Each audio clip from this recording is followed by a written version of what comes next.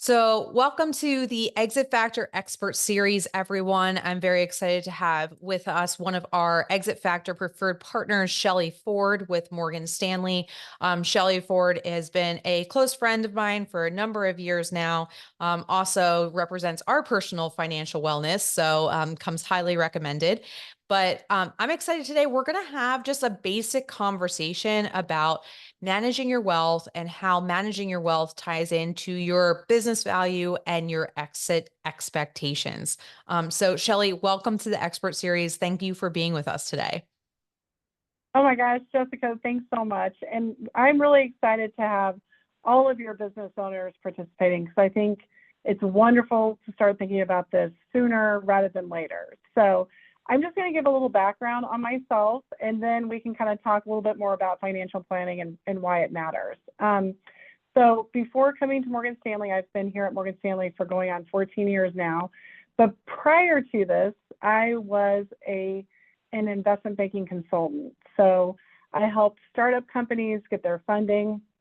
I was probably more along the funding side of things, very early stage companies, helped a couple of my companies prepare to go public, but I really do understand what it takes to run a business. And I love the fact that so many people treat their businesses like their children, right? So that's kind of how they feel about their own companies. And so that's why it's really important coming to Morgan Stanley, understanding that side of things is that 90% of your net worth is typically thrown into your business. And then what does it need to look like afterwards? And that's really what that's what I, do best. Right. Right. And that is, I mean, that's a true stat. 95% of most business owners' wealth is entrapped in their business. And that's kind of our starting point of talking today. But before we jump into that, just give us a brief background about Morgan Stanley. I mean, it's a pretty well-known company, but we may have some people that aren't familiar with Morgan Stanley, aren't familiar with what you all do and the types of services that you provide to business owners. Oh, that's a great question. So Morgan Stanley is a large company. We're a $6 trillion company. But I personally work within the firm under the umbrella with a smaller team. And so what I specialize really in is helping business owners during the time of their ownership of their business, understanding how to do everything. So it's a very open architectural firm. We don't have Morgan Stanley product that we're selling. It's all open architecture. So that means that we can do anything with these practices. We can help business owners with investment banking.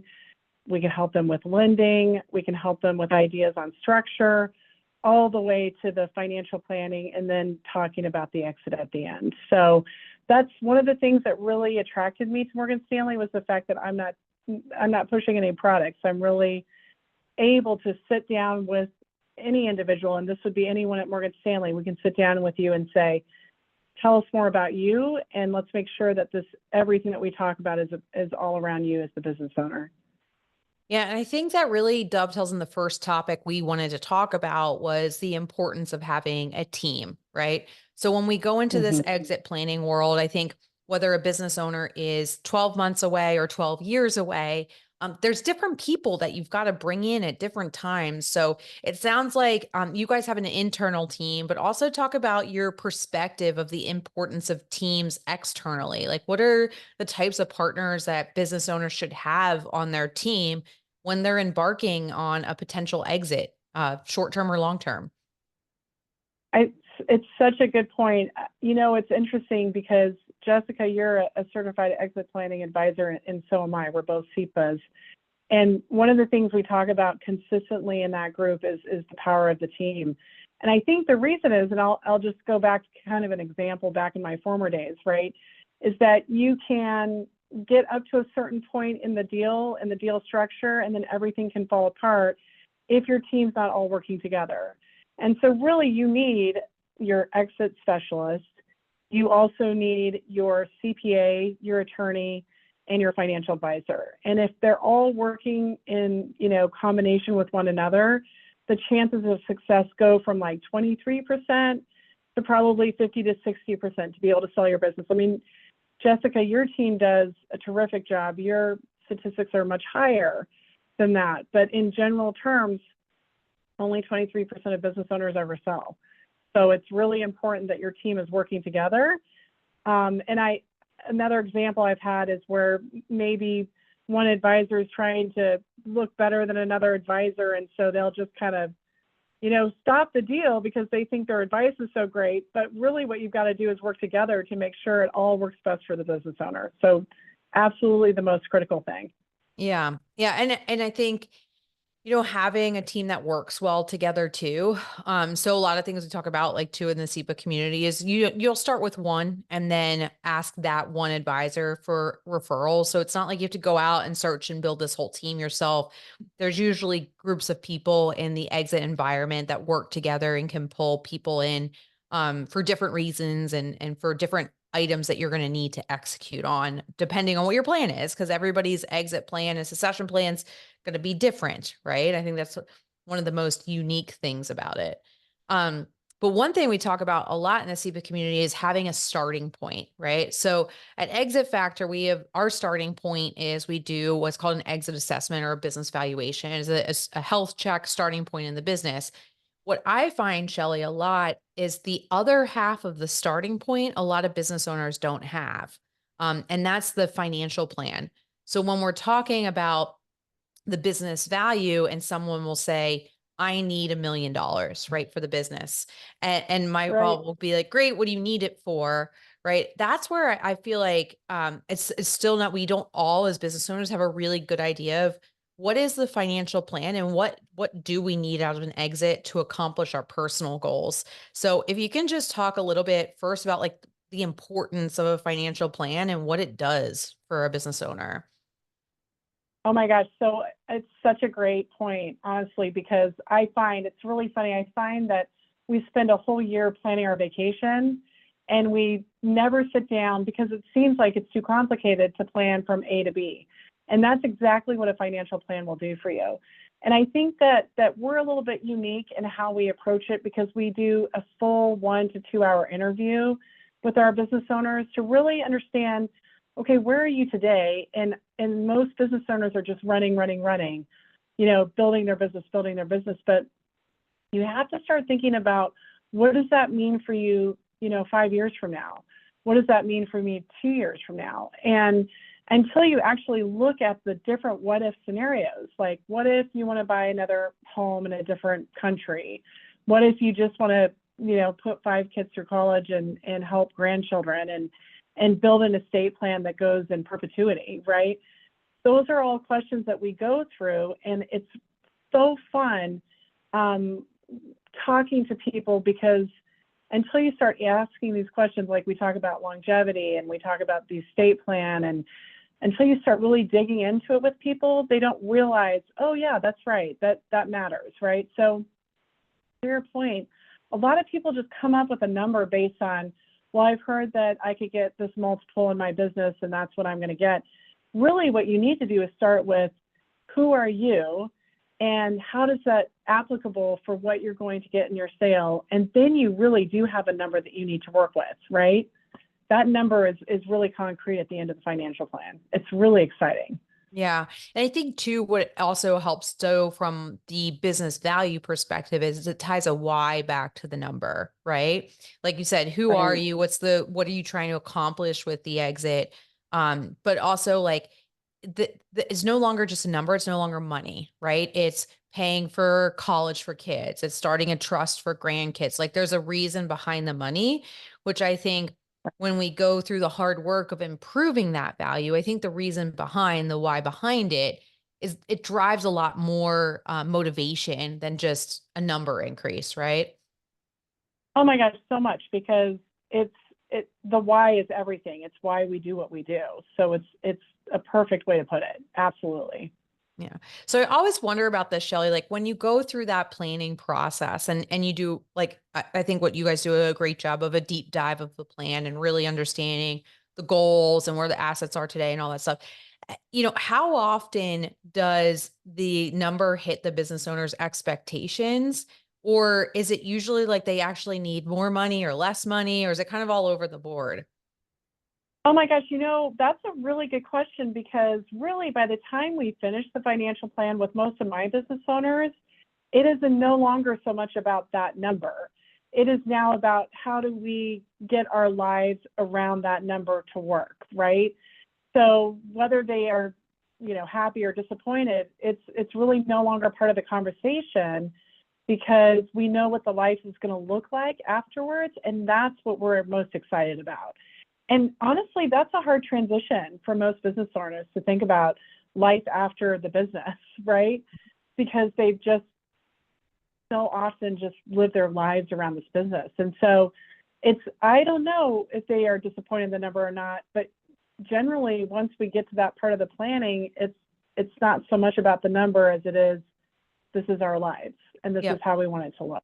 Yeah. And that's what's important for us all to work together closely, because if we have an idea of, okay, this is our target, I will do best case and worst case scenario. And the worst case scenario is that you don't sell your business, right? So that is actually the worst number to have. And so I think that's why the number isn't as important, because we always have to look at the best and worst case scenarios. Yeah.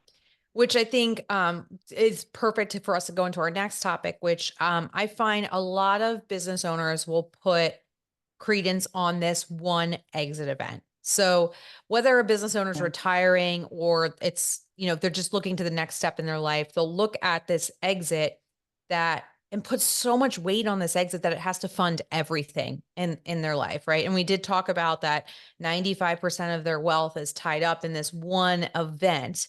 So talk to me a little bit about your experience with that reliance on this one event, and like, what can we do as business owners to not put so much weight on that one event? Because like you said, not everybody will sell their business. That's not a given for everyone to be able to exit. And I would imagine like we're still all retiring one day, right? So even if we sell or not sell, that day is going We to all come, hope. right? So You're right. like, what can we do to, I don't reduce the reliance on the exit? I love that question. So I think that is the most important part of doing the worst case scenario, which is never selling. And when we do that, we also go through goals and ideas and say, okay, this is kind of how much we need to live on. And we can start making recommendations that can change your lives right now, right? So a couple of ideas. One of them, a lot of people have heard of ESOPs. They're kind of popular in the news now, things of that nature. But many business owners are not familiar with something called a cash balance plan. And a cash balance plan actually allows you to be much more discriminatory for yourself as a business owner. And you might actually be able to sock away like $200,000 per partner into a retirement plan now, which means when you're ready to sell in 5 years, you have raised, what, $1 million for yourselves. And so you aren't necessarily having to sell the business. But the reason that you've got to do the full financial plan around it is because you also want to look at the taxes that are being, accounted for. So a lot of folks that are business owners may not save as much for themselves in retirement because they're like, I'm putting it all towards the business. But if they started looking at their tax structure, they might realize, and of course, always talk to a CPA, but they might actually realize that if they were saving more for themselves in retirement, number one, they're not relying on the business. And number two, they're saving a boatload in taxes. And so those are the kinds of ideas that you really want to start looking at, because you might restructure today for a sale 3 years from now that can make an enormous impact on what you actually get at the end of the day. Yeah. And I think it takes so much pressure off the exit. Like, obviously, our goal at Exit Factor is to increase the value of businesses and help those business owners accomplish the exit, which is whatever type of exit they desire. But there's so much pressure on it, right? And I think, the cash balance is an excellent example. You know that Al and I actually have a cash balance plan, and we didn't save for retirement at all until when we put that in place, like our mid 30s, and we caught up to retirement saving within like a year or two. Also, also while balancing out those tax savings, we see like a lot of business owners that will do the spend at the end of the year to reduce their profitability so they don't pay a tax bill, right? This vehicle accomplishes the same. You're just moving money into a retirement account instead. But I think it's so powerful, because I think if we can change our mindset from the exit's going to pay for my retirement or next stage of life, to every day I'm going to save a little bit towards that next stage of life. And the exit's a bonus, right? It's a bonus. If it Right. happens, it's great. And if it's higher than we thought, then we can buy, one of my partners always says, like, the little deals pay the bills, the big deals pay the thrills. So then the exit buys the second home, the boat, the vacation, right? But you're not Right. relying on your retirement health care for the exit, right? Oh my gosh, it's so true. I love that saying, actually. I'm going to steal that. I like it. So Yeah. true. So, I mean, sometimes I feel like it's a little bit, we're talking all about this and it feels one, either overwhelming, or I do get a lot of business owners that says, like, I already have something like this. So kind of two questions: is it good enough to do a personal financial plan once and be done with it? Or should there be some updates to it? And then two, like you mentioned, a 1 to 2 hour interview, but like really what should go into this process to make sure the plan that you're getting is it replicates what actually is in reality? And so I think I'm, it's so interesting that we're talking about this because when we sit down with a business owner, we have a checklist of items that we need. And so we try to take it out piece by piece so it's not so overwhelming. But the interview is the most important part. And it's something very unique to our team. I don't know that most financial advisors do this. I think most financial advisors just kind of go, okay, what are your goals? And, how much do you need in the future? And okay, and here's your portfolio, and good luck with that. We're so different in that we believe that the financial plan is like the living, breathing document, and people call us now before they make purchases. Like, they call us and say, hey, I'm looking at redoing my basement. Is that going to be okay with and we will redo the financial plan for them based on that information. So for us, the financial plan is everything. Like, that's the core of everything. And it allows us to quarterback everything too, because we can say, hey, you're really missing some insurance, or you're really missing an estate plan, or you're really missing these things that are gaping holes. And as we work with clients, every single year we're redoing that plan. So it is a really good question. I think it's different for each advisor, but for us, that's how we do it. Yeah. And I like the living, breathing, because it changes and the dynamics of our finances changes as owners. Day to day, same thing with exit factor. We do the business exit assessments. We update them annually because things change, right? Based on every year. Right. Yeah. So that's the basis, right? As owners, we should have that personal financial plan. It should be connected to our overall business plan. We've got this direction, this guiding light to go. I think the next biggest topic that a lot of our clients are interested in, I get to the exit, taxes, right? So I always joke with people, I say, like, some people forget, but you've got another partner in your business exit, and it's called the IRS, right? And I know a lot of owners are worried about, like, well, how much do I have to pay the broker and how much do I have to pay the attorney? And I'm like, well, it really pairs in comparison to what the IRS gets, because they get the biggest cut, right? Right. And there are some interesting things that I know you guys have access to, and there's interesting things business owners can do to defer or either reduce taxes on an exit, but it also has to be done in advance. So just tease us with a few ideas and things that you've seen with some past clients of how can we avoid a huge tax burden on an exit? I love it. Yeah, that's what everyone's trying to avoid, right? So first of all, it's important to think about taxes again in two different ways. Number one, you can do things structurally with your business, but a lot of times that has to be done well in advance. And that will help you save money in taxes with regards to the sale. And I just want to throw something out there. If folks are, thinking that they're going to have a little bit of a larger exit, they may even consider restructuring their business into a C corporation in order to look at something called Rule 1202. And Rule 1202 is very interesting because it allows companies that are maybe not service oriented, but companies that are looking to sell down the line, they can not only get themselves up to $10 million tax free after the sale, they can also get any of their investors or their angel investors or their family members that invested in the business up to that same amount tax free if they qualify. So things like that are structurally really important for business owners to think about. Again, it's something we can advise on, but we would ask you to go to a CPA, of course. But then there's other ideas that come into play maybe a year or 2 years before the sale. You want to look at estate planning, because there's also the IRS from an estate perspective that if your estate grows too much, you can do some things that are very creative from an estate planning perspective to save money in taxes. Now, I'm just going to throw out 2 ideas to folks, because I feel like a lot of people own a lot of real estate.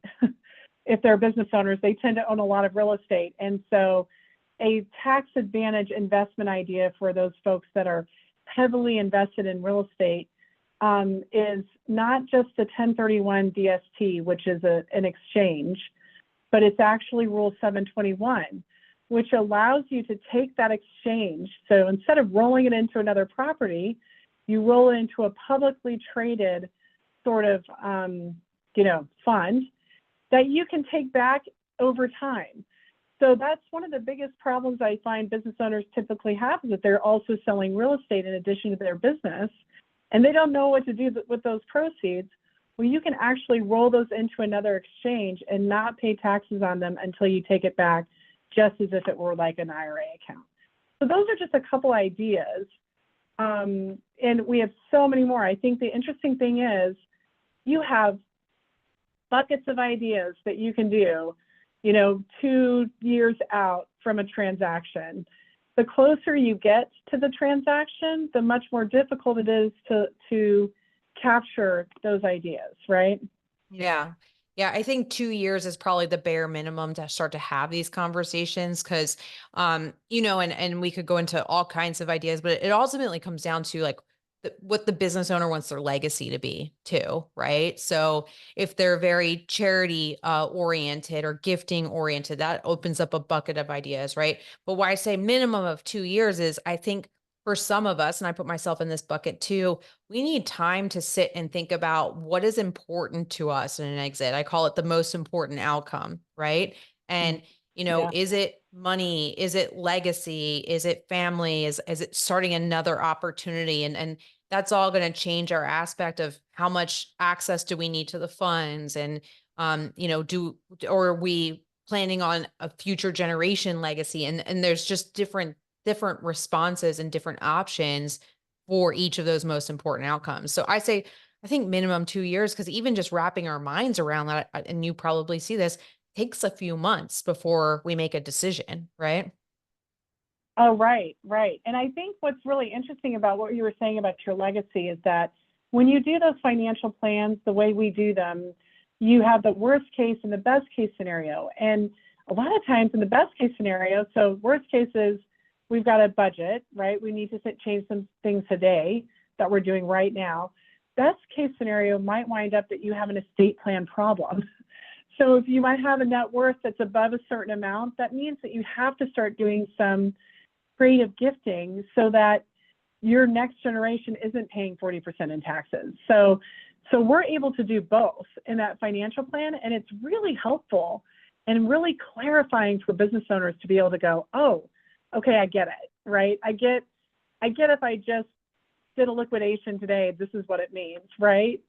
And that is, I think that's the most gratifying part, especially in working with business owners. I love to see the aha in their faces when they're like, oh, okay, so I could have an estate problem, or I need to budget a little bit more, right? Yep. And I think clarity is the biggest piece. I think that's the best way to describe it, Shelley, is that, because I see that too, is when someone has a very clear plan and they know what the outcomes are, best and worst, there's this relief of decision making, right? Because they're like, well, I don't have to make a decision. I already know the 2 paths that I have to go down. And from our perspective, what it does is it frees up that decision making, and honestly, let's be honest, some anxiousness from their minds. So now we can focus on really the business and improving the business model and improving all that without this cloud hanging over their head about like, well, what if this happens? Well, it doesn't matter, because we already have a plan for that, right? Oh my gosh, it's so amazing. I think it is life-changing for people, honestly. And I really do find it so interesting that we just try to put that off it's kind of like when you go and buy an insurance product and you think you're going to die. Like, I think people just put things off because they think it's not that complicated. We make it so much more simple. And I think clarity is just so important, and it's exciting too. All right. So to wrap up our conversation, let's just give everyone on the video kind of an overview of where to start. What's that first conversation look like with you, and then your contact information as well. Okay, sounds good. So basically where to start is we typically will email you a checklist of items that we need. And it's if you can't gather everything, it's going to be everything from statements to, if you have an estate plan, we'd like to take a look at it. We ask people for their taxes. And then we really do talk about the business. So we look at the structure of the business. We talk about the goals of the business and what their thoughts are. And my contact information, so my phone number is 303-925-9734. And my email address, which is a great way to get a hold of me, is Shelley, SHELLEY